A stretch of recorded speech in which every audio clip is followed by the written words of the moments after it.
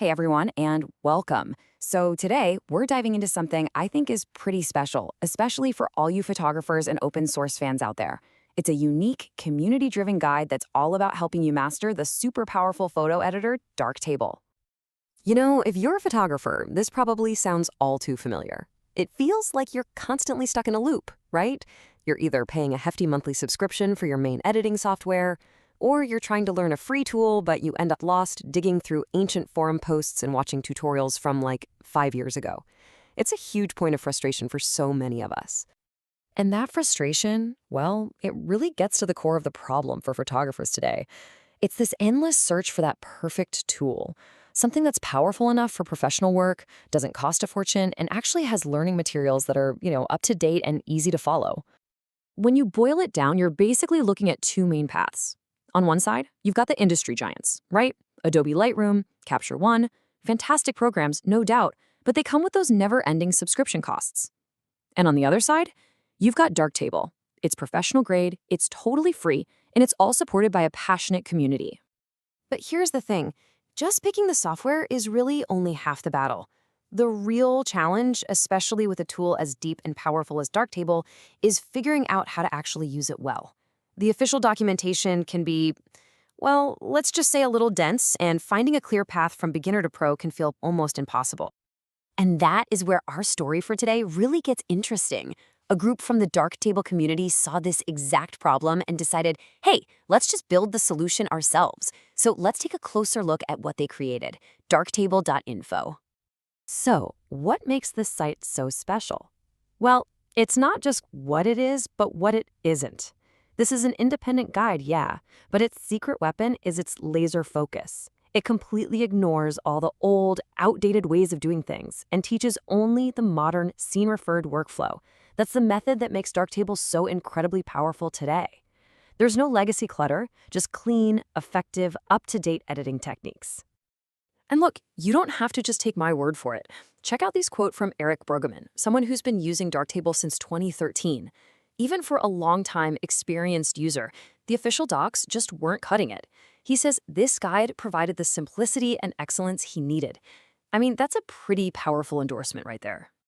Okay, so here's the really brilliant part. The genius of this project isn't just the quality of the information, it's how it's organized. It gives you this clear, logical path that can take anyone from, okay, I just installed this thing, now what, all the way to, wow, I actually feel confident editing my photos. So how exactly did they structure that journey? Just look at how they've laid this out. It's broken down into 4 super logical sections. You start with getting started, all the absolute basics you need to know. Then you dive headfirst into the darkroom, which is, the heart of the whole editing process. Once you've got that down, you learn how to manage all your photos in the light table, and finally you get to customize the whole system to make it your own. It's a complete, thoughtful journey from start to finish. Now, we get to what I honestly think is the most fascinating part of this whole story. This guide isn't some static textbook that was written once and forgotten. No way. It is a living, breathing resource that is constantly being shaped and improved by the very people who rely on it. Here's a perfect real-world example. A user named Carlo is feeling a bit lost. He just updated from a much older version of the software, and a tool he used all the time, the monochrome panel, is just gone. This is such a common and frustrating problem when software evolves. And bam, almost immediately, another community member, Scott, jumps right in with the exact solution. Turns out the feature isn't gone at all. It's just been smartly integrated into a newer, more powerful module. I mean, this is peer-to-peer support in its absolute purest form. Just beautiful. But this goes so much deeper than just people answering questions on a forum. The whole project is built to actively encourage and use that feedback to make the guide itself better for absolutely everyone. And just look at the incredible variety of feedback they get. It's amazing. You've got Todd asking for a whole new section on advanced tools. Martin points out a gap in the content and even suggests a usability tweak. And then Gary brings up this fantastic accessibility point about the color scheme being hard to read when you print it out. This is deep, thoughtful, constructive stuff. Of course, all this amazing feedback doesn't mean a thing if it's just shouting into the void. So, is anyone actually paying attention? Oh, you better believe they are. This response from Christoph, one of the project team members, just closes the loop perfectly. It's not a vague, we'll see. It's a direct acknowledgement that the feedback was heard and that they're going to seriously look at how to implement it. This is how you build trust.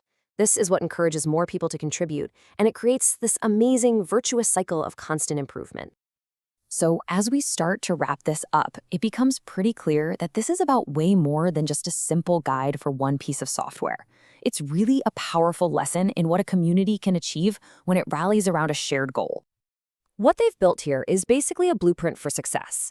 Think about it. They started by solving a real common problem that everyone was facing. They nurtured a culture where people actually help each other out. They built a system for actively listening to and acting on feedback. And the result? They created a resource that grows and evolves right alongside the software it supports. It's brilliant. And that really leaves us with one big question to think about. In a world that's just full of complex tools and software, what can other open source projects, or really any community, learn from this incredibly effective collaborative way of sharing knowledge and helping everyone win? It's a really powerful model to consider.